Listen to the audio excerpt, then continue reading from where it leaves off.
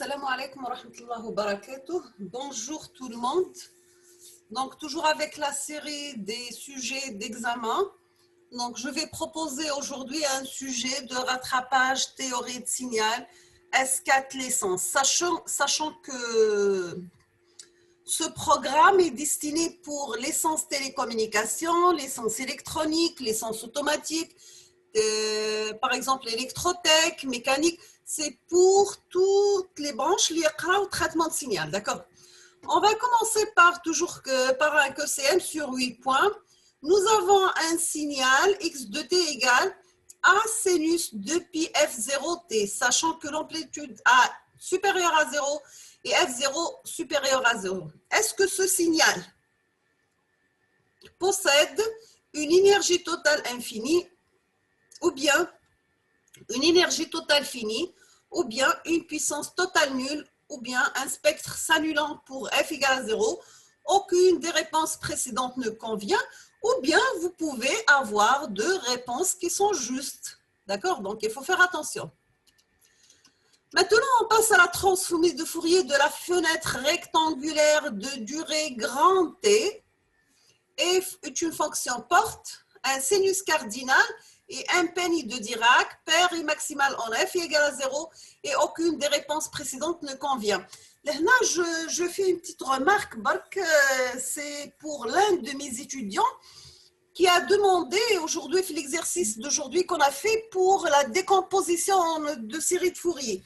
Donc, on a pris un signal triangulaire et on a fait sa décomposition en série de Fourier. Il a demandé pourquoi nous n'avons pas obtenu le sinus cardinal. Là, la remarque, c'est que le sinus cardinal, on l'obtient si on va calculer la transformée de Fourier du signal. Ce n'est pas la décomposition en série de Fourier, d'accord? C'est clair? Donc, j'aimerais bien le message du Kounousal. Donc, est-ce que la transformée de Fourier de la fenêtre rectangulaire de durée grand T, est-ce que c'est la fonction porte, ou bien un sinus cardinal, ou bien un penny de Dirac, ou bien paire maximale pour f égale à 0, ou bien aucune des réponses précédentes ne convient. Pour troisième question, est-ce que le spectre d'un signal continu périodique réel est continu et périodique? Est-ce qu'il est discret? Est-ce qu'il est de module pair? Est-ce qu'il est de module impair? Aucune des réponses précédentes ne convient. D'accord? Il ne faut pas tomber dans le piège. Vous pouvez avoir soit une réponse juste ou bien aucune des réponses n'est juste. Quatrième question, vous avez un signal continué périodique dans le domaine temporel. Est-ce que ce signal doit être continu et périodique dans le domaine fréquentiel? Est-ce qu'il est discret ce domaine fréquentiel? Est-ce qu'il est réel et perf domaine fréquentiel? Ou bien imaginaire, imperf domaine fréquentiel? La même chose, vous pouvez avoir une ou plusieurs réponses qui sont justes. C'est clair? Maintenant, on passe à la question numéro 5. Vous avez un signal réel possède une transmise de Fourier. Est-ce que la transmise de Fourier d'un signal réel a une partie réelle impaire, ou bien il a une partie réelle impaire, ou bien il a une partie imaginaire paire, ou bien il y a partie imaginaire impaire, ou bien aucune des réponses précédentes ne convient. D'accord? Maintenant, on passe à la question numéro 6.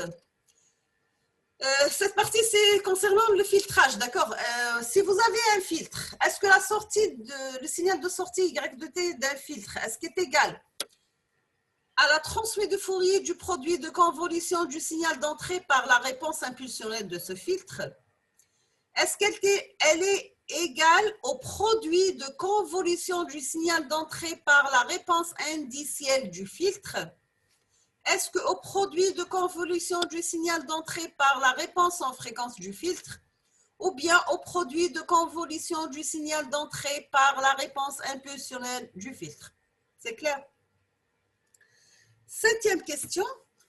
Est-ce que le filtre analogique d'ordre grand N possède une FT en P Laplace? FT, c'est la fonction de transfert, d'accord?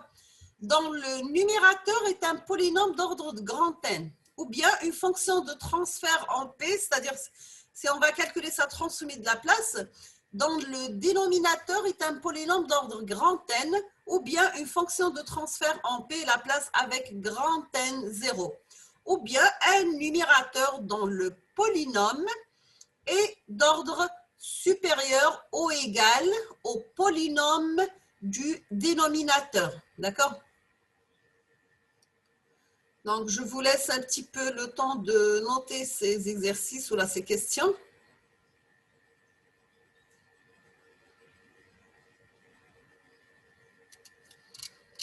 Maintenant, on passe à la dernière question. C'est un signal discret domaine temporel. Est-ce qu'il est discret domaine fréquentiel? Est-ce qu'il est purement réel domaine fréquentiel?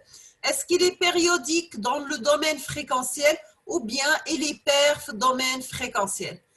Il faut bien connaître les signaux avec ces caractéristiques, sinon vous ne pouvez pas répondre à ces questions, d'accord? Parfois, vous trouvez c'est des questions simples, mais ce sont des questions basiques, de base.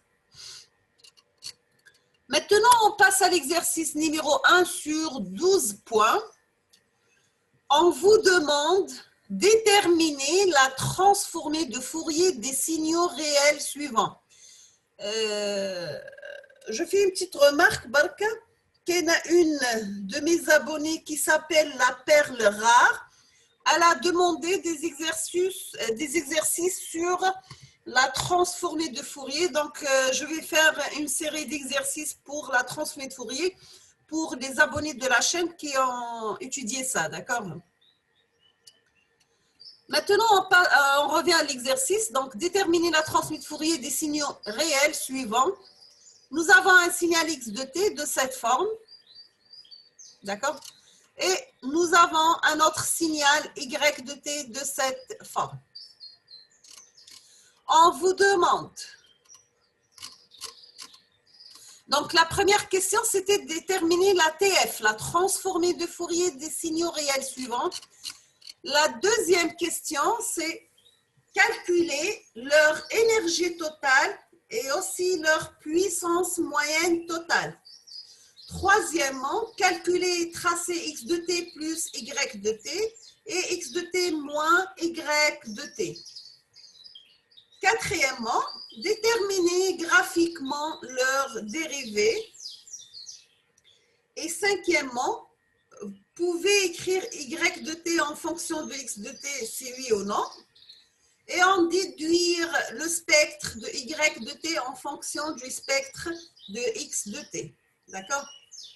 Les questions. Donc, la question numéro 2, c'est calculer leur énergie totale et aussi leur puissance moyenne totale. Et si le mot leur, c'est pour le signal x de t et pour le signal y de t, c'est-à-dire calculer l'énergie totale pour le signal x de t et pour le signal y de t, et aussi la puissance moyenne totale pour le signal x de t et pour le signal y de t, d'accord? Et après, essayer de calculer et tracer la somme des deux signaux et la soustraction des deux signaux, c'est-à-dire vous calculez le x de t plus y de t et x de t moins y de t.